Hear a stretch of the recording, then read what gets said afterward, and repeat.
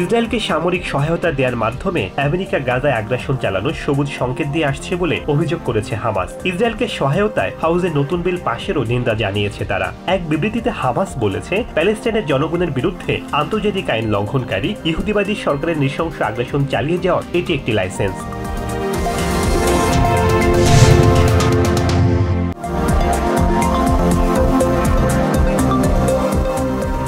গাজার খান ইউনিসে নাসের মেডিকেল কমপ্লেক্সের সন্ধান পাওয়া একটি গণকবর থেকে 2 শতাধিক মরদেহ উদ্ধার করা হয়েছে। শনিবার ওই গণকবরের সন্ধান মেলে। অন্যদিকে শনিবার রাতে রাফা ইসরায়েলি বাহিনীর বিমান হামলায় 18 শিশু সহ অন্তত 22 জন নিহত হওয়ার খবর জানিয়েছে গাজার স্বাস্থ্য মন্ত্রণালয়।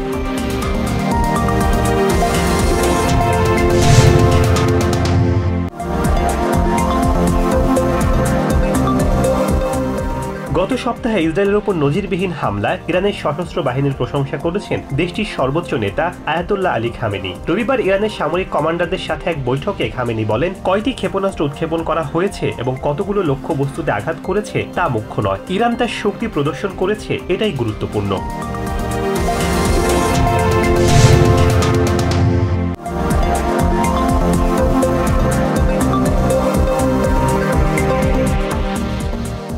ইসরায়েলের সাথে চরম উত্তেজনার মাঝে রাশিয়ার আধুনিক যুদ্ধবিমান সুখোই 35 পেতে যাচ্ছে ইরান। দেশটির রাষ্ট্রীয় টিভি জানিয়েছে, আগামী সপ্তাহে 24টি যুদ্ধবিমান হাতে পাবে তেহরান। এর ফলে ইরানের বিমান বাহিনী খুবই শক্তিশালী হয়ে উঠবে বলে মনে করছেন নিরাপত্তা বিশ্লেষকরা।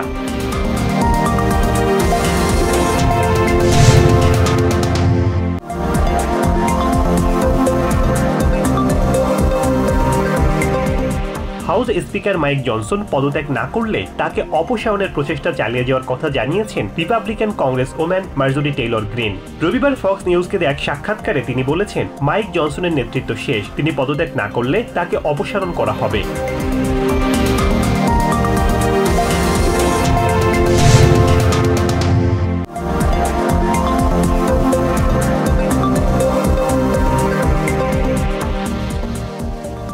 টেনেসির মেমফিসে বন্দুক হামলায় 2 জন নিহত ও কমপক্ষে 6 জন আহত হয়েছেন। শনিবার বিকালে 2 থেকে 300 জনের একটি ব্লক পার্টিতে এই হামলা চালানো হয়। রাতে এক্সে এক বার্তায় মেমফিস পুলিশ জানিয়েছে, ঘটনাস্থলেই 2 জন নিহত হন।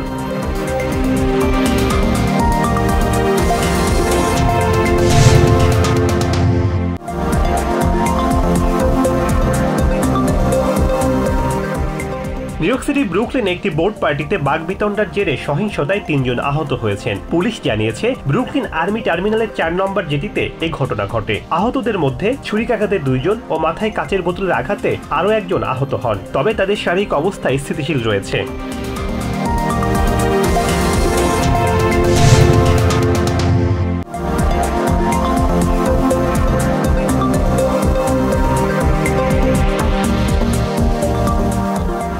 স্টেট বাজেটে অবৈধ গাঁজার দোকান বন্ধে বিশেষ ক্ষমতা দেয়া হয়েছে নিউ ইয়র্ক সিটি কর্তৃপক্ষকে। শনিবার এই বিষয়ক বিল পাশ করা হয়। বেআইনি দোকানগুলোর দৌরাত্ম ও সিটিতে অপরাধ প্রবণতা কমানোর লক্ষ্যে এই পদক্ষেপ নেওয়া হয়েছে।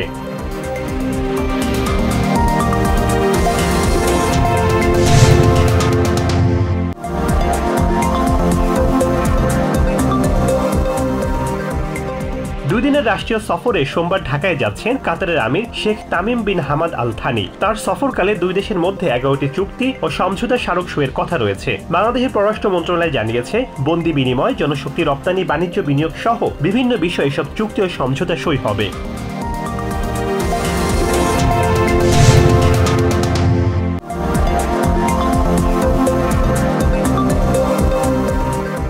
টাইব্রেকারে কভেন্ট্রি সিটিকে 4-2 গোলে হারিয়ে এফএ কাপের ফাইনালে উঠল ম্যানচেস্টার ইউনাইটেড। ওয়েম্বলিতে 70 মিনিট পর্যন্ত 3-0 গোলে পিছিয়ে পড়া কভেন্ট্রি 3 গোল শোধ করে ম্যাচটিকে অতিরিক্ত সময় নিয়ে যায়, কিন্তু শেষ পর্যন্ত টাইব্রেকারে হেরে যায় তারা। আগামী 25 মে শিরোপার লড়াইয়ে মুখোমুখি হবে ম্যান ইউ ও ম্যান সিটি।